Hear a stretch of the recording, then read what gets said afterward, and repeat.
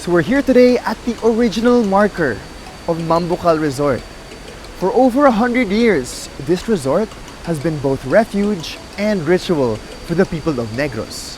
They say you haven't really explored Negros until you've dipped your feet into the sulfur waters of Mambukal, until you trace the trail up its 7 magical waterfalls. But there's so much more to this place than healing waters and lush canopies. This is a surviving heritage, crafted both by human hands and by nature. My name is Ryan Rosella, your host for Negros Season of Culture, rooted, taking on the world. Whether you're a true blue Negrense or just someone who wants to know more about the culture, please do like, follow, and subscribe for more stories about Negros and its people.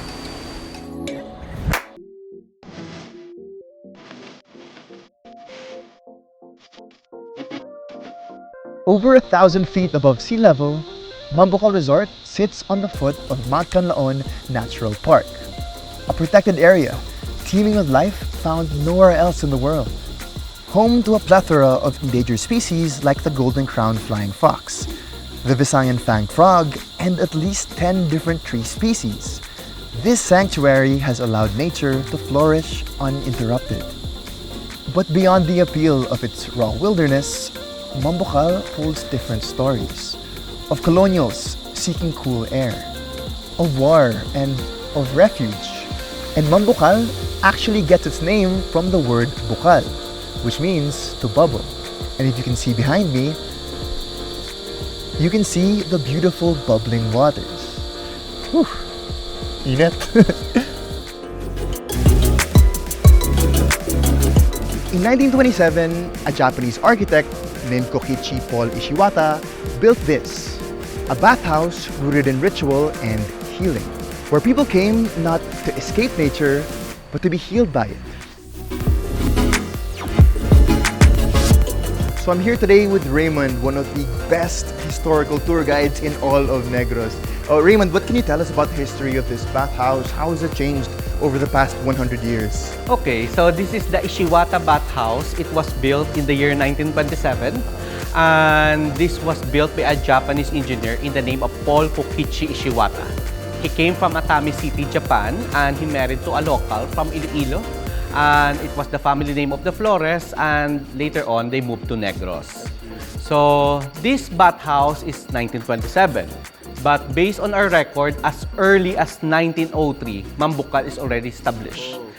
By 1918, there was an appropriation of 20,000 pesos to the American government, and probably that is where they got the budget for the construction of this bathhouse. So during the World War II, this was also used by the Japanese Imperial Army. Why they built the bathhouse? Because way back, our lolas, our titas are very conservative, wearing their barot saya. When they go to the pool, they cannot take out that barot saya. So they will go inside to this bathhouse. They have their private baths. They will lock up themselves inside and they can take a bath with that sulfur bath of this Mambukal Summer Resort. But now it's not operational as of the moment, right? For now, we need to restore this first. Hopefully it's a future. Yes, sir. For the 100 years. So 2 years from now, we will be celebrating the centennial of this building. And it will be retrofit. And it will be used once more as a bathhouse. Oh, nice. And right now, we usually use it for events, is that right? Yes, sir. Yeah. This place serves as their cocktail area. This is where they can have their catering and even wedding. Nearly a century later, and the Ishiwata bathhouse still stands. A testament to early tropical design. A symbol of resilience. This is the oldest structure in the resort, and in many ways, it's where the story of modern Mambukal begins.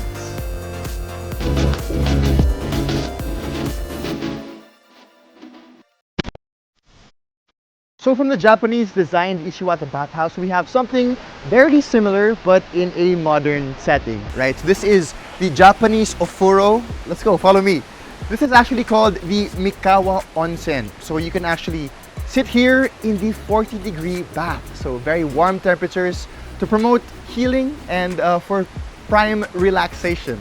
The Yamaguchis made it possible for us to enjoy this authentic Japanese onsen, but here in the Philippines, right here in Mambukal. So let's go!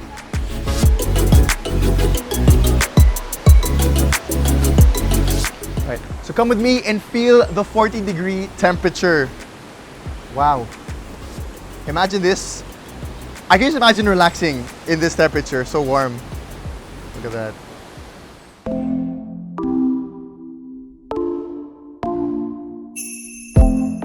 So I'm here today with a real-life rock star, a geological person, EZA, but you prefer to be called an EMS, right?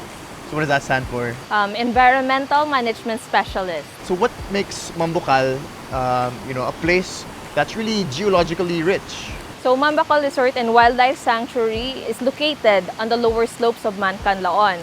So with this, we have sulfur springs, vents that shows the hydrothermal activity underground. So with regards to other landforms here, we also have ridges and ravines that was formulated or shown to us for past lava flows pyroclastic due to the previous eruptions of Mancanlaon. Oh, okay. It was created due to past volcanic eruptions.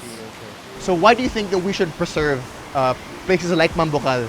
Why is it important to continue to patronize these places? I think one of the reasons why we need to preserve Mambukal, first, it is a corridor to our Mount Canlaon Natural Park. Right. So if we can preserve natural vegetation, the natural trees there, the different species of birds and bats along that you can see here, like what I've said earlier, yung mixture ng lahat. Mixture ng the geological sites, the ecological, which is the different species of trees, yung fauna and flora ng Mambukal.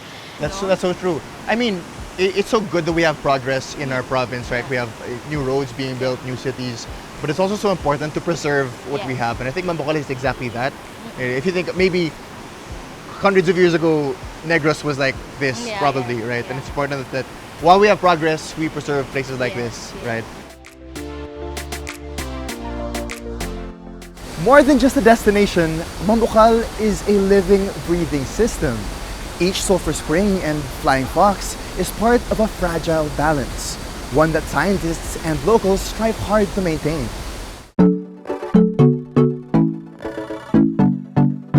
So I'm here today with Ma'am Sheila, the officer in charge of Mambukal Resort and Wildlife Sanctuary. So maybe you could tell us what can guests expect when they arrive here in Mambukal? Yes, Mambukal Resort and Wildlife Sanctuary is actually famous of its hot spring. So we offer our dipping pool and the Japanese uforo. And then we have 11 cottages, LGU cottages, and then the 5 family villas. And then we have the tourist lodge, and then the convention hotel here. So this is a 4-story building, and each floor has 16 rooms. So what else? We have boating lagoon, so the guests can kayak over there. And we have the 2 filtered swimming pools, actually, the big one and the small one. So of course after swimming, people get hungry, right? So what about the food in Mambukal? Do you offer food? Can people bring in food? Yes. Actually, Mambukal Resort has 2 revenue streams. This resort operation and of course our catering services. So with our hotel, we offer that convention cafe. So we offer foods to our guests. But of course, other guests can also bring in other foods to enjoy. I mean, nice to see there's so much progress happening within Mambukal as well. And like I mentioned, in 2 years, it's going to be 100 years of Mambukal, right? So what can people expect? What's the future for Mambukal?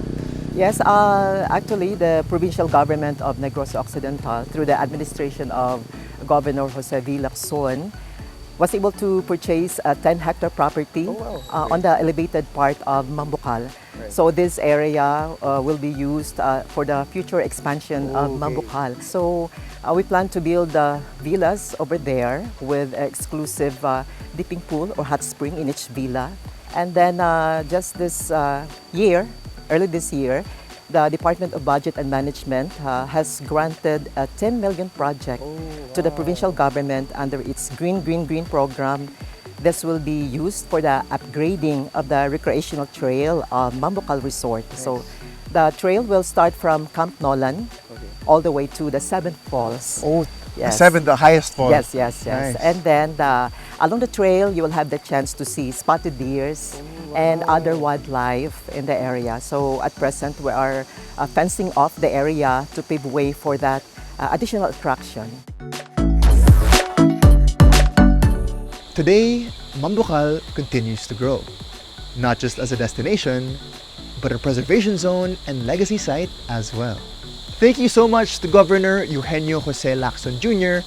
and to the Provincial Administrator, Attorney Rayfrando Diaz.